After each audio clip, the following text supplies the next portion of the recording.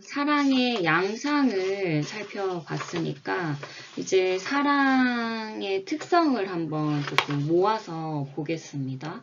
아까 설명이 어느 정도 이루어지긴 했는데 미셸은 말씀드렸듯이 특정 대상, 어린아이들 혹은 뭐 남자애들 그런 특정 대상을 좋아한 게 아니고요. 그 아이들이 갖고 있는 원시성을 좋아했다고 볼 수 있죠. 그것이 남자든 여자든 아내든 다른 여자든 성인이든 어린 아이든 상관없었습니다. 그런데 이 원시성을 누가 더 많이 가지고 있느냐, 그리고 이 자연성, 미개성 누가 더 많이 갖고 있어요? 성인이 더 많이 갖고 있어요? 나이가 어릴수록 더 많이 갖고 있어요?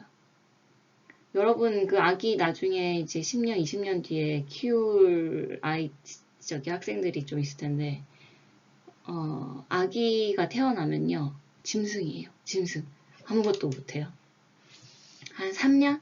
2년 정도 그 인간 사회와 문화를 길들이는 게 얼마나 힘든지 모릅니다. 심지어 우리 아기는 아직 이제 기저귀를 못 댔는데, 여러분들 중에 그 기저귀 차고 다니는 없잖아요.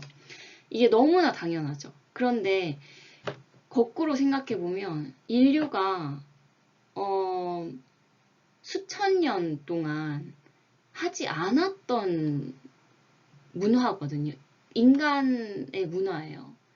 이 뭐 화장실에 정해진 곳에 그 대변, 소변을 본다. 이거.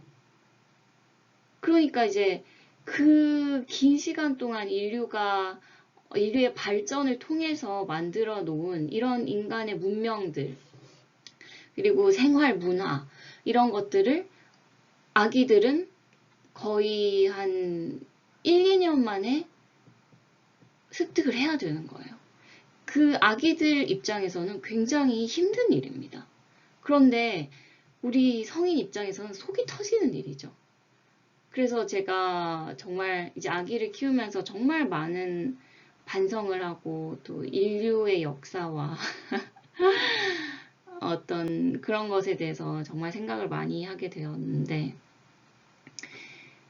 이 숟가락으로 밥 먹는 거 너무 당연하죠. 여러분 혹시 엄마가 아직 먹여주는 학생 있어요? 그냥 뭐 이제 그 가끔씩은 먹여줄 수 있죠. 그런데 뭐 대학교 왔는데 먹여주면 좀 조금 약간 이상하잖아요. 그러니까 평범하진 않잖아요. 그런데 이제 우리 애기들은, 저희 애기는 아직 제가 먹여줘야 되거든요.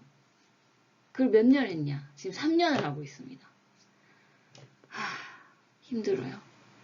이게 바로 인간은 원래 도덕적으로 태어났다거나 원래 문화 생활을 즐긴다거나 태생부터 문명화된 어떤 특성을 지닌다. 절대 아닙니다. 인간은 태어나면요, 그냥 자연 그 자체고요. 원시 그 자체고, 미개, 뭐 조금 여기에 이제 안 좋은 의미가 담겨 있을 수 있지만, 미개한 거 그 자체예요. 미셸은 그런 것들을 좋아한 거예요. 아무 어떤 그 사회에 때가 묻지 않은 것들. 그러면 성인을 좋아하겠어요? 어릴수록 좋아하겠어요? 어릴수록 좋아하죠. 때 묻지 않은 아이들. 그게 왜 남자였을까? 그거는 뭐 이제 본인이 앙드레지드가 거역할 수 없는 그런 어떤 성적인 성향이 이제 작품에 반영된 걸 수 있는데, 어쨌든 또 남자를 굳이 미셸이 좋아한 거를 작품적으로 해석해보자면, 남자는 꼭 여자를 좋아해야 되나? 기존의 어떤 사회적 관습 아닌가? 그런 의문에서 또 시작됐을 수 있죠. 아까 말씀드렸죠. 관습과 전통, 인습 이런 모든 것들을 뿌리치고 본인이 원하는 대로, 본인의 감정에서 시키는 대로 행했다고 말씀드렸잖아요. 그런 측면에서 또 이 남자 주인공이 남자를 좋아한다는 그런 이야기 설정으로 같다고 볼 수도 있죠. 네, 그런 것들이에요. 그런 종류죠. 타인에 대한 도덕적 책임과 자신이, 이거는 이제 마르슬린이죠. 이 타인은 자신이 느낄 수 있는 본능과 어떤 자유, 이 목타르 등등의 어린아이들 끊임없이 갈등을 합니다. 미셸도 사람이고 이미 사회화된 인간이기 때문에 갈등을 합니다. 그러나 결국 어떻게 돼요? 사회 도덕이 개인의 자유에 압도당하고 희생당하는 것을 마무리됩니다. 그러면 무엇이 승리했어요? 이 작품에서는 본능과 어떤 본능적 자유, 네, 개인의 본능적 감정과 본능적인 자유가 승리했죠. 이게 이제 서술의 시점을 여러분 잘 보시면 계속해서 주인공의 독백이 나오고 주인공의 시점에서 서술이 이루어집니다. 그런 서술 방식을 설정한 이유는 주인공의 입장을 정당화하고자 하기 위한 것이었죠. 이거 이해되시나요?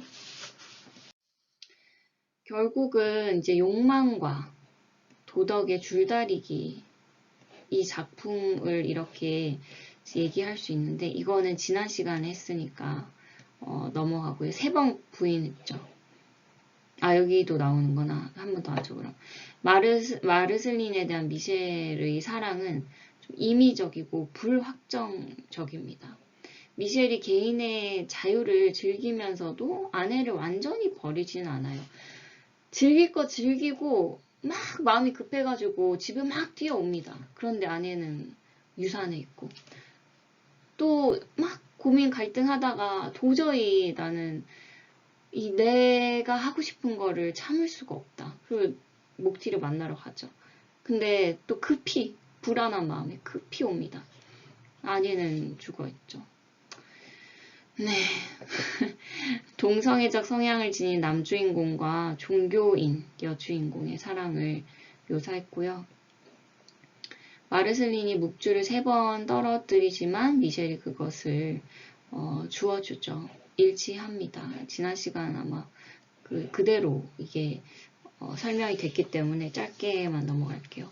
떨어뜨리는 행위는 미셸의 구원, 그러니까 미셸이 어떤 마르슬린의 입장 관점에서는 방탕한 생활을 하고 있잖아요. 마르슬린 모든 걸 알고 있었거든요. 그걸 미셸에게 구구절절히 이래라 저래라 잔소리를 하진 않았지만. 그래서 마르슬린은 계속해서 끝까지 미셸을 종교적으로 구원하고자 합니다. 그런데 결국은 계속해서 미셸이 묵주를 주어줌에도 불구하고 떨어뜨리죠. 거부하는 거예요. 나는 주님, 도저히 미셸이라는 사람을 주님에게로 인도하기 어려울 것 같습니다.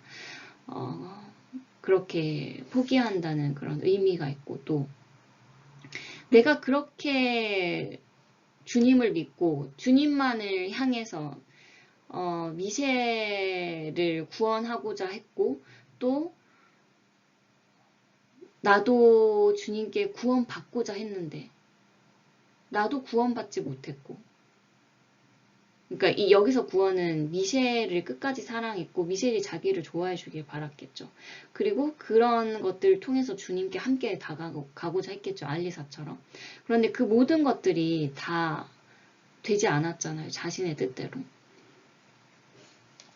자신의 신앙과 도덕이 배반당했음을 오히려 역설적으로 이야기해 주는 겁니다.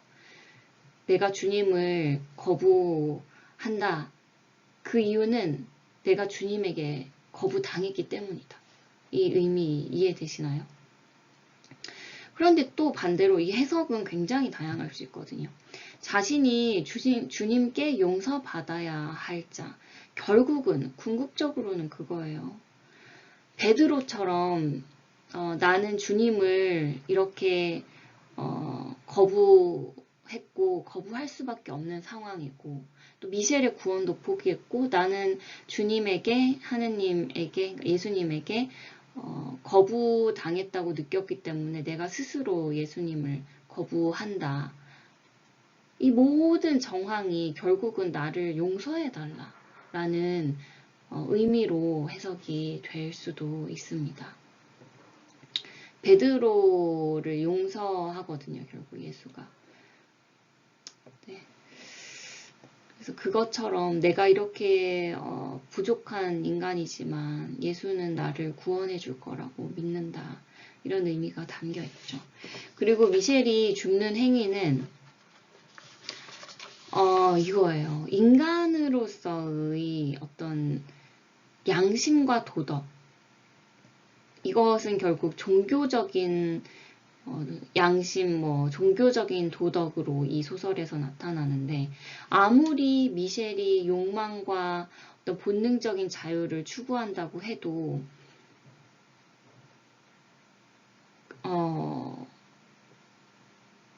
그 이면에 있는, 혹은 그와 극단적인 선에 서 있는 도덕이나 책임과 같은 것들을 완전히 거부하며 인생을 살 수는 없다라는 것을 간접적으로 보여줍니다. 이게 그래서 이해가 굉장히 필요한 부분이고 깊이 있게 생각하지 않으면 이해가 잘 안 되는 부분이거든요. 이런 해석들을 좀 아셨으면 좋겠고, 사르트르라는 또 이 사람 말과 글이라는 이제 자서전을 제가 읽고 완전히 반해버렸는데 글 정말 재밌게 잘 쓰거든요. 사르트르는 그 약간 눈이 사시예요, 사시. 이렇게 되는 사람 있죠. 눈이 보시면 여러분 그냥 사르트르 딱 쳐서 사진 보시면 딱 보일 거예요. 그래서 그런지 그러니까 이 사람은 말도 조금 자신이 없었다고 하거든요. 그래서 그런지 글을 정말 잘 썼는데 어쨌든 이 사르트르도 니체나 하이데거 그리고 우리가 했던 지금까지 했던 모든 작가들과 비슷하게 실존주의자였는데 이 사르트르도 비슷한 시대에 살았거든요. 사르트르가 이 앙드레지드를 같은 시대에 거의 선배급이었을 거예요. 사르트르 몇 년도인지 볼까요? 사르트르가 동생이네, 동생. 네. 둘 다 프랑스 사람이고 굉장히 영향을 많이 주고 받았던 사람들이죠. 그래서 46년 뒤에 태어났네요. 동생이라고 하기에는 너무 늦게 태어났다. 어쨌든 이 사르트르가 이 앙드레지드의 문학 작품을 보면서 이렇게 평했습니다. 지드의 예술은 위험과 규칙 사이의 타협을 설정하고자 한다. 위험, 규칙. 지금까지 계속 얘기했던 거죠. 이 위험이 이거고 규칙은 이거죠. 그 안에서 프로테스탄트 교율과 동성애자의 비타협주의, 그리고 그랑부르주아의 거만한 개인주의, 사회적 구속에 대한 청교적 도적 취향이 균형을 이룬다. 이게 규범, 얘가 일탈, 이게 일탈, 이게 규범. 어느 정도의 냉담함, 소통의 어려움, 기독교적 기원의 휴머니즘, 생기있고 순진무구하고자 하는 관능, 지드가 현대문학이 가져다 준 무량한 도움의 기원은 이 평형의 유희에 있다. 이게 아마 전체 작품을 보고 이렇게 얘기하는 것일 거예요. 그리고 만약에 한 작품마다 모든 평형의 유의가 있다라고 말할 수 있다면 그것은 아마도 이런 거죠. 이 배덕자에도 그 미셸이 나오고 미셸과 극단에 있는 마르슬린이 나오죠. 둘의 어떤 평형 관계가 계속 그래서 제가 계속 줄다리기라는 말을 쓰거든요. 시소처럼 왔다 갔다 하죠. 그리고 그 좁은 문에서도 알리사와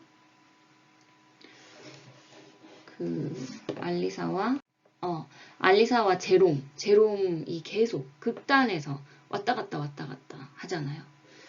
그런 것들을 보고 하는 말이라고 생각하면 큰 무리가 없습니다. 결국 이 질문을 하고 싶은 거예요. 여러분, 배덕자와 도덕자 누구일까요? 예, 배덕자는 누구일까요? 가위를 훔친 목티를, 미셸을 교묘하게 속인 알시드. 진짜 알시드가 자기를 속였다는 것을 목장에서 자기를 속였다는 것을 알고 난 후에도 크게 개의치 않아요. 오히려 그런 것들이 더 짜릿하고 흥미로운 거예요. 굉장히 특이한 인간임에는 틀림없습니다. 그리고 마르셀린을 배반한 미셸. 만약 이 세 개 중에 고른다면 여러분은 무엇을 고르실 것 같아요? 네, 저는 3번. 뭐 아무래도 미셸이 주인공이다 보니까 네, 이렇게 말을 하고 싶었겠죠. 그런데 진짜 미셸이 배덕자라고 생각했을까? 앙드레지드가. 아니면 세상은 미셸을 배덕자라고 부른다 라는 말을 하고 싶었을까? 후자가 아니었을까요? 마르셀린은 그를 위한 곳이면 어디든 갔으며 그를 위해 헌신했습니다. 그러나 미셸은 그녀가 잠들 때마다 자유가 그리워서 외출했죠. 그럴 때마다 그녀에게 불행한 일이 생기고 마지막 메날크와의 약속으로 집을 비운 날 유산을 하고 목티르와 밤의 거리를 배회하고 새벽에 돌아온 후 죽음을 맞이합니다. 진짜. 네. 마르셀린은 도덕자 그리고 미셸은 배덕자로 그려지죠. 그 둘은 평생 평행할 수 없는 길을 살다가 죽게 되죠. 배덕자는 여러분 이 역설적인 결말 보세요. 배덕자는 살고 도덕자는 죽었어요. 앙드레지드는 배덕자를 응원하고 싶었어요. 왜냐하면 이 소설을 쓸 당시에 배덕자였거든요. 자기가. 사람은 누구나 자기 얘기 말고는 할 수 없어요. 그래서 여러분들이 쓴 글, 저도 이제 계속 글을 쓰는데, 제가 쓴 글 보면, 조금 서툴고 형식적으로 미완성이더라도, 정말 자기 얘기를 하는 글이 저는 훨씬 더, 좋은 글이라고 생각합니다. 남의 줄거리를 베끼면요, 한 줄 읽어보면 알 수 있어요. 왜냐? 거기는 그 사람, 쓴 사람의 향기도 없고, 색깔도 없거든요. 어쨌든, 네, 배덕자는 살고 도덕자는 죽었습니다. 여러분들 누구나 이런 가면을 가지고 살 텐데, 이 가면이 많다고 해서 잘못된 건 아니라고 생각해요. 이 가면들을 모두 다 스스로 인식하고 인정하고 존중하고 누구에게나 어떤 상황이 될 때 솔직하게 정직하게 드러낼 수 있는 것이라면 저는 인간은 누구나 다 이런 가면들을 갖고 살기 때문에 문제될 것이 없다고 생각합니다. 그런데 이제 스스로가 은폐하려고 하는 그런 가면들이 있거든요. 그런 것들은 과연 건강한 어떤 가면, 정체성이라고 말할 수 있는데 정체성이라고 할 수 있나 스스로 고민해 보시면 좋을 것 같아요. 자존감, 자신감 이런 말도 여러분들 과제 쓰면서 이제 쓴 학생들이 있는데 그런 단어들과도 사실 모든 게 다 연관이 되죠. 깊이 생각해 보기에는 이겁니다. 미셸은 배덕자입니다. 배덕자는 살고 도덕자는 죽었습니다. 이런 변증법적 결말을 통해서 작가는 무엇을 말하고 싶었던 걸까요? 결국 이걸 질문하고 싶었어요. 뭐냐면 미셸이 배덕자가 맞는가? 네, 이 질문을 하고 싶었던 것 같고 또 뭐 다를 수 있죠. 여러분들 각자 생각해 보시고 그렇다면 여러분들은 어때요? 배덕자인가요? 도덕자인가요? 여러분들이 생각하는 자신과 남들이 자기를 바라보는 자신의 괴리가 분명히 어느 정도 있을 텐데 그 괴리가 어느 정도 되나요? 그리고 남들이 생각하는 나가 진짜 나일까? 아니, 내가 생각하는 나가 진짜 나일까? 그리고 뭐가 더 중요할까? 그 둘이 다르다고 했을 때 뭐가 더 중요할까? 이런 생각 항상 많이 좀 하시면서 살면 되게 인생이 좀 더 풍요로워지는 것 같아요. 그런데 이런 생각만 하기보다는 이 생각을 증폭시켜 줄 수 있는 촉매제가 필요하거든요. 그거는 뭐 우리 강의처럼 선생님의 말이라든가 아니면 제일 손쉬운 거는 책을 읽는 거예요. 무슨 책을 읽냐면 고전을 읽으세요. 우리 수업이 고전이라서 그런 게 아니고 저는 항상 이제 고전 읽는 걸 좋아하거든요. 뭐 예를 들면 그런 거 있잖아요. 뭐 유명한 책, 뭐 레미제라블 이런 문학도 괜찮고 종의 기원이라든지 코스모스, 총균쇠, 제가 제일 사랑하는 유발 하라리의 뭐예요? 여러분? 사피엔스 뭐 이런 것들 읽으면 유튜브, TV, 뭐 예능 프로그램, 신문 막 조각조각 접하게 되는 그런 정보들 거기서 얻을 수 있는 진짜 깊은 것들을 얻을 수 있어요.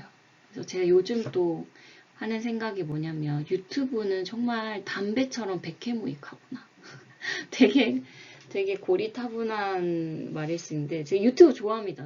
그리고 유튜브로 이거 업로드 하잖아요. 굉장히 유용하고 진짜 필요할 때도 굉장히 많지만 저는 유튜브를 막 그렇게 유용하게 활용하는 유저가 아니라서 그런지 참 나에게 있어서 유튜브는 끊어야 할 중독물에 가깝습니다. 지금. 네, 어쨌든 쓸데없는 말을 해서 죄송하고요. 내가 과연 그들을 비판할 자격이 있을까? 네. 남들은 어떤지 한번 생각해 보시고 내가 배덕자라고 하는 그 사람 비판할 자격이 있나? 네. 여러분들이 싫어하는 사람도 분명히 있을 거예요. 그리고 여러분들을 싫어하는 사람도 있을 거고 근데 다 신경 끄고 사는 게 제일 마음 편합니다. 네, 그들을 바꾸려 할 필요도 없고 또 그들이 나를 싫어한다고 해서 나를 바꿀 필요도 없어요. 나는 나니까. 네. 간단하죠? 네, 여러분들이 이제 알리사, 미셸 쭉쭉쭉 얘기를 해줬는데, 미셸. 쭉 읽어보시면, 학생 친구들이 얼마나 좋은 생각을 많이 했는지 알 수가 있어요. 네. 이런 거, 그러니까 예를 들면 이런 거죠. 제가 조금 아쉬웠던 거는 이제 많은 학생들이 잘 했지만 미셸과 알리사를 최대한 이해해 보려고 먼저 노력을 하는 게 필요하거든요. 왜냐하면 내가 무언가를 비판하기 위해서는 그 무언가를 완전히 이해한 다음에 가능한데 알리사와 미셸을 완전히 이해하려고 노력해보지도 않고서 그 인물들을 비판한다는 것은 저는 조금 경솔하다고 생각해요. 그래서 이런 거 참 좋죠. 미셸이 자신에게서 느끼지 못한 생명력, 활동감을 남자아이를 통해서 대리적으로 느끼듯이 나도 내가 그렇지 못하니 열심히 사는 사람들에게서 그런 부지런함을 느끼고 그런 사람들을 흠모한다, 선호한다, 뭐 그런 사람들을 좋아한다. 이런 것도 충분히 가능합니다. 네. 뭐 미셸을 나와 미셸은 닮았다 라고 했을 때 나는 동성애자이다. 이런 걸 제가 바란 건 절대 아니었어요. 그래서 혹시 뭐 다시 생각을 할 수 있는 학생들은 이 강의를 들으면서라도 아, 이런 점이 미셸이랑 나랑 비슷할 수 있겠구나. 아, 이렇게 생각하니까 어느 정도 이해되는 부분도 있긴 있다. 이런 방식으로 조금 작품을 했으면 좋겠습니다. 알리사도 마찬가지로 이 참 좋은 이제 학생인데 잘 했는데요. 욕망은 누구나 가지고 살아간다. 여러분 욕망 없는 사람 있습니까? 다 있죠. 그런데 이제 이 학생은 그나마 미셸보다는 알리사가 조금 더 가깝지 않을까라고 하면서 이 문구를 써줬는데, 물론 나도 많은 욕망들을 가지고 산다. 하지만 그런 욕망을 어떻게 표출하느냐가 문제인 것 같다. 정말 중요한 말입니다. 알리사는 그 욕망을 모두 다 종교적으로 승화시켰고, 미셸은 그 욕망을 이제 어떤 사회의 제약 따위는 두려워하지 않고 그런 두려움 없이 다 자기 생활에서 표출을 했죠. 이런 것들은 좀 읽어보시면 좋을 것 같고, 또 굉장히 특이하게 알리사에서 미셸로 변화하거나 미셸에서 알리사로 변화했다라는 학생들 있었고, 두 인물이 공존한다. 사실은 여러분 이거 보세요. 모든 사람들에게 알리사와 미셸이 공존한다고 볼 수 있다는 거죠. 앞으로 나에게 지킬 박사이자 알리사의 모습이 더 많이 남게 될지, 하이드이자 미셸의 모습이 더 많이 남게 될지는 확실하게 알 수 없지만, 알리사와 미셸이 내 안에 둘 다 들어가 있다는 것은 확신한다. 이렇게 말하는 거죠. 그리고 여러분들도 많이 이렇게 적어주었고, 저도 이렇게 얘기했죠. 극단적이면 안 된다는 거예요. 나의 욕구를 적당히 절제하고 자중하는 것은 행복을 가져올 수 있지만, 이게 욕구든 나의 욕구든 사회의 어떤 관습이나 전통을 따르는 것이든 이 둘 다 극단적으로 가져가면 안 됩니다. 시소를 잘 타야 돼요. 시소를 평생. 여러분 죽을 때까지 이 시소 그 의자에 앉게 되는 무언가는 대상은 다르겠지만 평생 이 시소를 여러분들 어깨에 딱 얹고 살아가야 됩니다. 그 균형을 잘 맞추시면 반드시 이 시소가 점점 크고 튼튼해지고 높아질 거예요. 이 균형을 잡지 못하면 한쪽으로 기울어지고 일그러진 내 삶의 모습이 아마 남지 않을까 그렇게 생각합니다.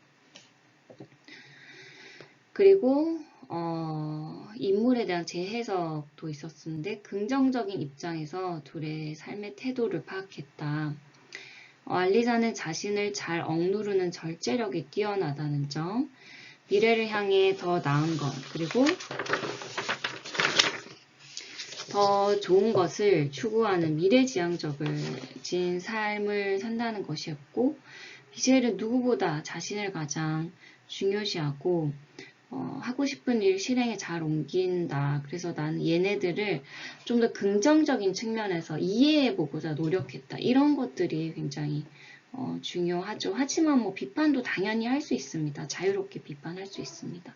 다만 제가 말씀드리는 것은 그 작품에 대한 이해를 얼마나 했나, 그리고 이해하려고 얼마나 노력했나, 이런 것들도 굉장히 중요하다는 겁니다.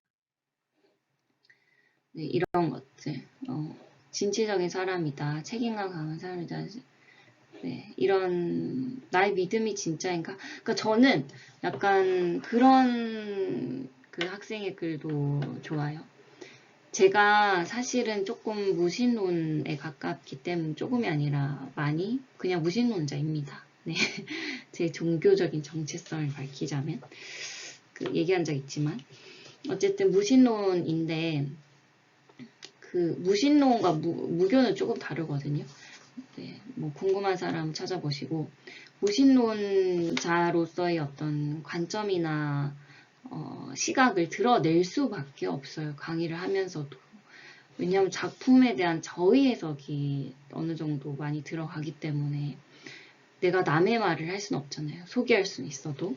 어쨌든 무신론자로서의 어떤 저희 해석을 여러분들이 들으실 텐데 종교를 가진 학생들 분명 있을 겁니다. 그게 종교가 기독교든 뭐 이슬람교든 불교든 히브리교든 그게 상관은 없는데 어쨌든 그런 종교를 가진 학생들의 입장에서 이 작품들을 이해하고 해석하는 어떤 그런 얘기를 해주시면 저는 굉장히 좋죠. 네. 나의 믿음이 진짜인가? 쭉쭉 읽어보면 돼요. 그래서 바람직한 믿음이란 무엇인가? 그런 생각을 하게 되었다. 그런 경험을 했다. 라는 얘기를 했고 쭉쭉쭉 읽어보시면 되고요. 오늘 굉장히 빨리 마치죠. 네. 데미안을 읽고 이것도 그냥 아주 자유롭게 세 가지만 해서 주시면 됩니다. 그리고 여러분, 제가, 이제 클리닉은 이제 다음 주 중으로 마무리를, 짓기로 하고요. 그리고 다음 주 초 정도까지 제가 어쨌든 개인 메일을 모두 지금 돌리고 있거든요. 메일을 항상 확인해 주시고 만약에 제가 체크하겠지만 저한테 1차 클리닉 과제를 보내지 않은 학생들은 이번 주말 안으로 반드시 보내주시기 바랍니다. 그리고 질문 3가지 하고 모든 학생들 이거는 과제에 해당되고요. 14일에 수원대 기말고사입니다. 우리 학교 기말고사 14일이고요. 지금 조금 기간이 굉장히 많이 남았기 때문에 기말고사에 대해서는 차차 이야기하고 뭐 데미안이 마지막 작품이거든요. 그래서 이번에 몇 개 배웠어요. 기말, 중간 이후로 3개 배웠잖아요. 이 3개가 기말범이고 중간고사 시험 형식과 유사한 형식으로 같은 형식으로 내용은 다 다르지만 같은 형식으로 뭐 OX라든지 단답이라든지 서술형 한 2-3문제 정도 나갑니다. 근데 저희가 15주로 수업이 끝이 나는데